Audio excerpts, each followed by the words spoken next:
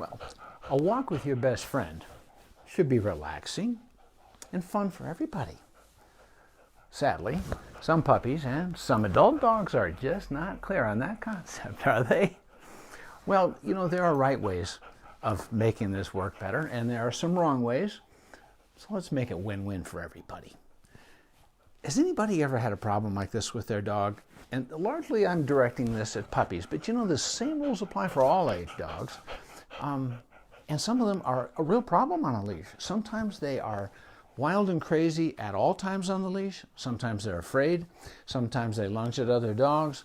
So we're going to build a good foundation today. So if you have a problem, or you've had a problem, or you know somebody whose dog has that problem, by the way, you can put their name in the comment line and shoot me some questions. I'd be happy to interrupt our little mantra here, and we'll try to help you out with this thing. And by the way, in case we haven't met, I'm veterinarian Dr. Jeff Nickel, and this is the Nickel Family Border Collie, Miss America. And we have two cats. Boys, would you like to show up here on the table? Here, Carolyn will hand me a couple of little kitty treats to induce them. You know, people should never hesitate to use food as a reinforcer or as a lure. And that's what we're doing with Tony and Gaston here, our two family cats. Here we go. There we are. And so what they're doing is they just showed up to make this Facebook Live look a little more interesting, and they came up for the food. By the way, Tony here, we have trained him to come when called, and he's learning to reliably sit on command right now. I think I demonstrated that a little bit last time. It's a slow kind of advancement, but he's getting better at it. So anyway, we have a couple of things I'd like to ask you to do, by the way. If you can hear me loud and clear, would you hit the wow button just so that I know we don't have technical problems? A few weeks ago, we did the whole thing and we didn't have any sound. I didn't know. And if you can, if you find this information helpful, send me the hearts, just the way I know I'm being useful, because that's why I do this, right? Okay, so I'd like to read you a question that I answered for one of the readers of my column in the Albuquerque Journal. I do that every week, and I post it in my Facebook page. And also for the subscribers to my website, I send them that along with the previous week's Facebook Live. And by the way, you can subscribe. Oh, and it is, I will get Michelle. Thank you for coming. Carolyn will hand me the iPad in just a minute, and I won't have to squint at the iPhone here on my tripod. Anyway, this is a, you know, I get these questions, and it's an opportunity to share information, because so often when people read these answers, they go, geez, I've had a problem just like that. So here's the question. I have a wonderful 10-month-old Chihuahua, and he is such a delight. He will not walk on the leash. I either carry him or have to drag him. Not something we want to do. He is very shy and so scared that if I take him with me in the car or to the store like PetSmart, what can I do? Well, take heart. There's always hope. And Carla, hey, thank you for showing up. Now, of course, Carla's pets are perfect, so this doesn't really apply to Smokey and Afro, but, you know, always looking for new information, right, Carla? So teach your boy to walk on a leash the easy way. Start by clipping a 4 to 6 foot leash, and actually 6 feet is better, and I'll explain that in a minute, to his collar, not a harness. Frankly, I don't know, those sort of drive me crazy, because part of what we're doing with a leash is we're steering our dog by its front end. And thank you for the hearts. Okay, I'm glad this is already helpful. You don't steer them by their middle, which is where the harness attaches. People are often concerned that they're going to hurt the dog's neck, and we're going to talk about that in a little bit, because some of those concerns are quite legitimate. But they need to get the feel that sometimes, you know, the collar, Miss America, will you sit up for a minute, honey? That sometimes there's going to be a pull on the collar, and it's just part of life, okay? They just have to get used to it.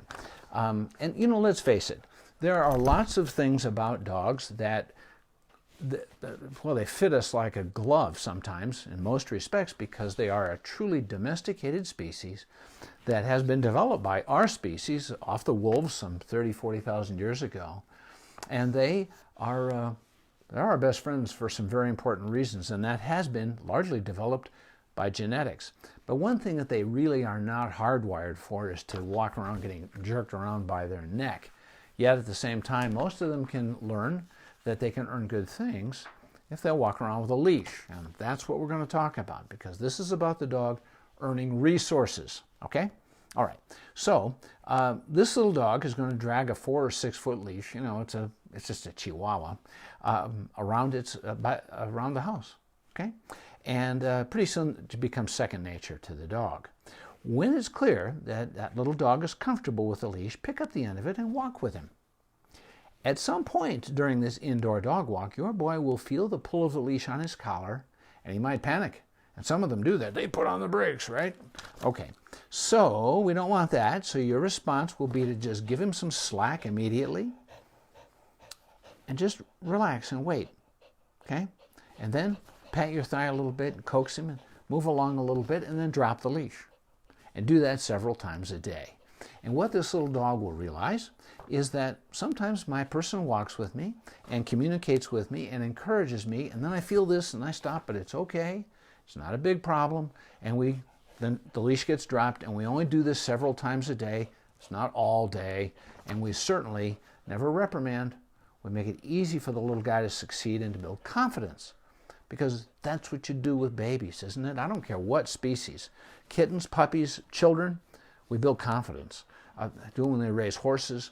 That's the way it's supposed to be anyway, isn't it? After a week or two, he'll learn that the leash means fun things. So your pupster's shyness is a bigger challenge because it's genetically programmed into his brain. It's not because you failed him somehow, but you can influence this trait by giving the little guy exposure to unfamiliar places. Very slowly and very gently. Now, some people mistakenly call this socialization. It is not. Socialization occurs when they're 3 to 12 weeks old. And there are a couple of other windows, one between 16 and, thank you, Carolyn, and 18 weeks of age when they are amenable to being exposed to new locations and unfamiliar places. But the best time for their developing brain to get imprinted with, hey, unfamiliar people, safe. Unfamiliar dogs, I'm okay with them, not scared. We build that into their developing brain between 3 and 12 weeks. So when you've got a 10-month-old puppy like this little guy, we're not socializing. But we can desensitize and we can counter-condition. And we'll explain that in just a second. It's a slow, painstaking process. And we just stay below the threshold where this little guy might panic. Okay? So here are my instructions. All right? Like leash training, this must occur in a gradual, non-threatening way. I suggest calling PetSmart and asking when the store is the least busy, or Petco, or wherever you like to go. But a whole lot of other dogs and people, that's overwhelming. All right? So maybe when they first open, whatever they tell you, that's the time to go. All right? And take your little guy there after he is leash trained and walk around a little bit. If you see another dog, do not pick this little rascal up, but ask the other dog parent to keep their distance to avoid frightening your kiddo. Okay? So ask them to back up, and most people, they love dogs. That's why they have pets. That's why they're in PetSmart, right? So ask them to just help you out a little bit and back up and maybe cut around to the other aisle for just a minute, and then turn around and very quietly lead that little guy out of the store. Okay? And what he's learned is that, oh, another dog? Oh, well, it got farther away, and then we left, and it was all right, and I did fine. And that's a confidence builder. Okay? Repeat this until both of you feel better. Don't let him feel threatened, but also do not allow yourself to become anxious. And understandably, people do. Anxiety is a real thing, and especially when we're protecting a dog, we know we're responsible, we love that dog, and on top of that, this particular one is just a Chihuahua puppy, just a little rascal. Here's the thing. Take some tummy breaths. Don't let yourself get anxious. Stay calm. Know that you have a plan. And here's why that's so important. Many times people say, oh, my dog senses my emotions. No, actually, they've got a half an eye on their leader pretty much all the time, and they miss nothing of our body postures and signals, even the most subtle shifts that people who know us the best would never pick up on. But our dogs do, because Their job is to survive, and one important way they do that is by not missing behavioral cues. And if there's danger in the area, they react too. So our responsibility as a canine leader is, if we want a calm emotional state, we absolutely have to model that. So have a plan, take tummy breaths. If you go into the store, for example, stay close to the door so you know you can very quietly leave, but leave quickly. But anxiety should not be part of what you are passing to your dog. I don't care how old it is, okay? So leashes. Let's talk about that. And by the way, does this sound like anybody's pet you know? If so, let me know. All right? So leashes. They have retractable leashes. Many people think they're pretty handy. The trouble with them is that you can almost impossible to train a dog with a retractable leash, because what you need to do is you clip the leash. Will you sit up for a minute there, girlfriend? Miss America, sit up so people can see your collar. Oh my goodness gracious, you're just having a little nap here. There we go. So here's the D-ring where you clip the leash, okay? And the nice thing about a 6-foot leash is that you can work with it. You can, as you're walking your dog, you can let her get further away from you, and then you can gather it up in your hand and have your dog a little closer to you. But your dog never gets far enough away that you don't have some control. 4-foot leashes are harder to work with. They are not safer. Chains that people use, oh man, that'll take the skin off your hand, because part of what you're doing is you might wrap it around your hands. And the nice thing about a leather training lead, this one's about a 1/2 inch in width. You can get them a little narrower, that's okay, but the 1-inch wide ones are just kind of heavy and clunky. But a 6-foot leather training leash is without question the best thing. And if you go to obedience class and you teach your dog basic obedience skills, this is the only thing you use, because you learn to work with it quickly, and it's soft, and it doesn't hurt your hands. Retractable leashes, frankly, they just don't get it. Okay, so what about collars? Well, thank you for those hearts. I'm glad this is helpful. Miss America typically wears a rolled leather collar. You can get flat leather collars. You can get woven nylon collars. There's nothing wrong with those. They tend to fray and get kind of fuzzy, and they can, Cindy, hey, wonderful, thank you for coming. So the nice thing about a rolled leather collar, let me hold this up so you can see that. You see that the leather is turned back and stitched on itself, and the way this works on the dog is it's very gentle, and it doesn't cause matting around their hair, which I sort of like. So, and you can walk a dog with this, and giving corrections on a leash walk when you're teaching an adult dog or something other than a new puppy, there's nothing wrong with that, but there are other ways, and I'm going to show you another way too. Okay, so besides a regular collar, there's a choke collar, and it's pretty hard to kill a dog with these things, choke him to death. But yeah, there's some discomfort, isn't there, when you jerk on something like this? And on babies, that's just a no-go. We just don't punish babies. We don't scare them. That's bad form, and it can damage the relationship. And here's something else, and we'll talk about this because I have one more question answer from a reader I want to read to you. But this, in case you've seen these, this is called a pinch or a prong collar. And you can see where the leash attaches, right there, the clip. And when you pull that, it doesn't constrict indefinitely, but it does constrict on the dog's neck. And when it does, these little prongs poke into the dog's skin. Not a good idea. Not one of these things in our house, I'll tell you that. All right. So the best thing you can do is counter condition. So let me explain what the next step would be with that little Chihuahua. Another piece of equipment you should always carry is a treat bag. I have one when I see pets and their people in the veterinary hospital, but I always wear one when I walk Miss America. And the reason is, I'll give you an example. Dogs pick up junk on the trail, don't they? And people, they yell, leave it or drop it, and that kind of stuff. And those are good commands that the dog understands that they get something in return when they follow the command. Now, many people say, wait a minute, if you use food to train your dog, aren't you just bribing that dog? Shouldn't the dog do what it's told because she loves you and she wants to please you? Well, this dog likes food. Would you care for that biscuit? Will you accept that biscuit? You did, didn't you? And that's not clear on the concept, okay? Here's the thing. Our dogs love us, there's no question. And they want to see us happy. No question about that, too. But let's drill down to what a dog truly is. A dog is a creature who can survive without people. They can form up a free-living social group. If you remember back in 1986, I think it was, the nuclear meltdown in Chernobyl, Russia, big old nuclear power plant, and they had a major nuclear accident there. Then that spread radiation clouds, and it was horrible, dangerous, not a good thing. Well, they had a whole bunch of people living. It was in Siberia, I think. And the government said, all right, all you people get the heck out of there ASAP. So they just took off. Well, these Russian people, they love their pets. I know that because I spoke to the World Veterinary Congress in Moscow back in '02, was it, Carolyn? Mm-hmm. Something like that. And we got to know some of these folks, and they're just like us. Now, culturally, they're a little different. American society, we're the big place in the world where spaying and neutering is the thing, right? We do that with just about everybody. But in many other countries, they don't spay and neuter, and they don't in Russia. So everybody took off because the government told them to, and of course, they're real good there at doing what they're told, I want to tell you.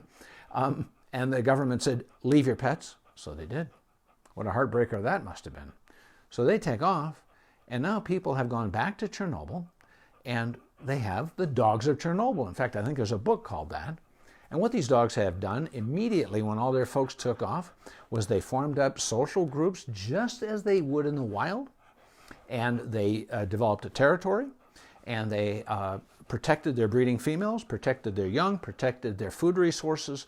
They went out together and hunted and scavenged for carrion to bring home. All the natural things that dogs do in the wild. It was genetically programmed into their canine brains, just like it is in your dog and mine. Here's my point, is that these dogs in a free-living feral situation have got the same genetic behavioral wiring as our pets do, and they look to their leader for access to resources. The way they think is that their leader controls all resources, all opportunities for survival. Top of the list for resources for a dog is food, because they're sure that there's going to be a famine that'll occur in about 20 minutes. And if they don't get everything they can right now, they won't get anything, and they'll be the one who doesn't make it. And you think, well, that's absurd. I make a good living. We're not going to run out of dog food in our house, for goodness sake. My dog knows that. They even know where we keep it in our house, right? Yeah, they know that, but they also believe that scarcity will keep them alive because they're dogs, and that's their genetic programming. So our dogs look to us to earn those resources. And when they engage in a behavior that their leader wants, then they expect that that will earn them something because they're dogs and that's how they think. So, we are smarter than our dogs, and we can learn canine leadership. Our dogs really don't do a very good job of learning human followership. So forget that nonsense that your dog's trying to please you, but instead treat your dog like a dog and say, look, you want to earn resources? You recognize I'm your leader, and they do. Then you do these things, and you earn a reinforcer. And that's the way it works. Everybody's happy, and your dog feels secure in its trust for its leader, which is you, okay? So when you're leash walking your dog and you carry a treat bag, I suggest a lot of the time having a treat in your hand. You would like that treat, wouldn't you, Tony? Miss America certainly does. So when you tell your dog to drop it or leave it or to come when called, that dog, Tony T, that dog gets a treat. Okay, I'll give you a good example. When we're walking Miss America on the irrigation ditch, people ride their horses along there, and there's horse manure, and she wants to eat that stuff. Well, sometimes, are you going to do anything important for this? Miss America, down. Oh, that was nice. She got to earn that treat. She didn't just get it for being cute, which would seem like a good enough reason, wouldn't it? But no, she's got to earn it. And Tony here, by the way, when he sits, I don't have any cat treats. Actually, Carolyn, give me a cat treat, would you? And we'll, Tony T, he's in my treat bag. He wants a dog treat. No, you have to have a cat treat. And if he doesn't do it right away, we'll just have a little training session. Here, thank you. I appreciate that. All right. Tony, come on up. See, he does come when he's called. Up you go. That's a good boy. All right. Tony, sit. There you go. It's right here, baby. That's a good boy. Tony, sit. He's very excited right now. When pets are excited, it's hard for them to do what they're told until they're really good at it. So we just do a little more training, push that little rump down, he gets the treat. Okay, so anyway, if you're going to have your dog on a leash, I don't care if it's a puppy, and you want that little guy, if he panics, and you stop and you give him a little slack in the leash, and then you pat your thigh a little bit and say, well, come on, little guy, and here's some food. Use it as a lure, and your dog follows it towards you, and you can lead the dog along on the leash, on the direction you're taking, and then you drop the leash and let him go, okay? So actually that food served two purposes. One is that it lured the dog in the direction you wanted him to go, and the other purpose was that he got reinforced for paying attention to his leader. And we start out real easy, okay? So how about these prong collars, or pinch collars as they're sometimes called? Well, here's a different question. I adopted an 8-month-old puppy from a shelter. And Tony T, Carolyn, I'm going to give you my treat bag because we have a gray cat here who insists on wanting to steal dog treats. Thank you. There you go. Set him up for success, right? Put the treats away. I took her to obedience class where she was immediately fitted with a pinch collar, aka prong collar. Okay? Immediately. And I'll tell you, there's a lot of people that want to use these prong collars as the primary method for training because they work. People like punishment methods because they're fast and they get the job done right now. Okay? Do you want to inflict pain on your best friend? That's not my style. And besides that, even if punishment is applied correctly, and it is not a 4-letter word in learning theory, by the way, it does have a place. But if you use it, you've got to remember that even when you do it right, there isn't anything about punishment that tells the dog or the cat or the person what to do instead of the behavior you just punished. So they have a motivation to do this behavior, and you've just punished it, and they go, okay, I won't do that again. What the heck am I supposed to be doing? Well, that breeds confusion and anxiety, and that's frankly not fair. All right. So my answer was, using a pinch collar on a puppy is unequivocally wrong. With a quick jerk on the leash, the metal prongs cause acute pain as the collar compresses the neck. Puppies in particular can be easily frightened, not to mention the risk of injury. Like young children, they are vulnerable, both physically and emotionally. Yeah. Immature bones, including those in the neck, the vertebrae, have growth plates that can be disrupted and fractured by sudden force. Beyond the potential for physical damage, your puppy needs to build trust in its leader. Harsh punishment could send you both down the wrong path. A head halter, on the other hand, like this gentle leader, is a leadership tool, not a correction device. Rather than scrambling to avoid a pain stimulus, your dog can learn to focus her attention on you. And this little Facebook Live isn't all about using a head halter, but let me explain very briefly that after a dog is fully accustomed to it, and that takes time, then if the dog is going in the wrong direction, there's no jerk because there's no pain, you simply pull the leash with you and go in a different direction. And where the nose goes, the body has to follow. And then you create distance from whatever it was that might have gotten the dog all jacked up and losing its self-control, right? And you create enough distance so that arousal diminishes. And then you pivot, and then you can steer your dog's attention towards you. Eyeball to eyeball, leader subordinate. Give the dog a command, which is an opportunity for your dog to earn a food reward.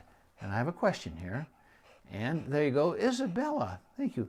Dr. Jeff, thanks for your time as ever. Miss America is a border collie of sorts, isn't she? Very clever breed. Wonderful to see animals around you. Actually, she is in fact a border collie. Most of them, you know, they're black and white.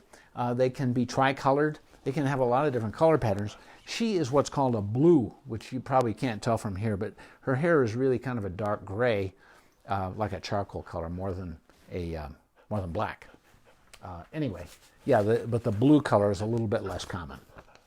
So, your dog's job is to watch you for opportunities to earn an interaction and a food reward. Earn an interaction? Oh yeah. You know, again, we love our dogs and our cats like they were little people in furry suits, don't we? And that's a good thing for all of us. But what you have to try to bear in mind is that while there are many behavioral management methods that work just as well on dogs as they would on people, same method, there are some differences that are really important. And so if you use a human behavior solution that doesn't work, you need to recognize that and figure out, okay, where's the disconnect here, right? And one important difference with dogs, especially once they grow up, is that they are adults of a different species.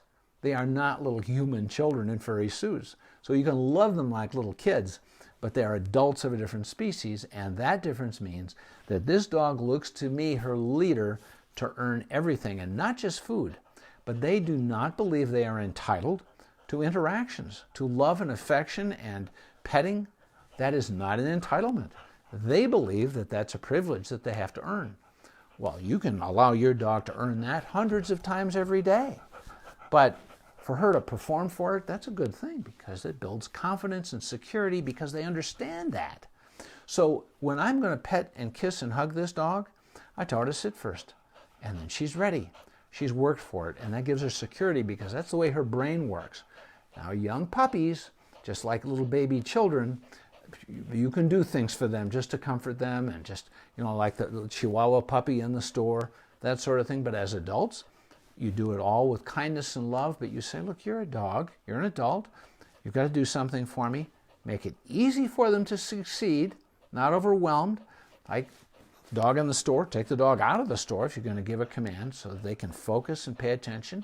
Or like I was explaining with a gentle leader, create distance from the high arousal trigger like another dog. So when you're finally far enough away, the dog's calm enough to focus on its leader and follow a command and earn the reinforcer. A piece of food from your treat bag, some petting, a kind word, but you've made it possible for your dog to succeed. And so often, without realizing it, people are actually allowing their dog to get it wrong, then they're punishing.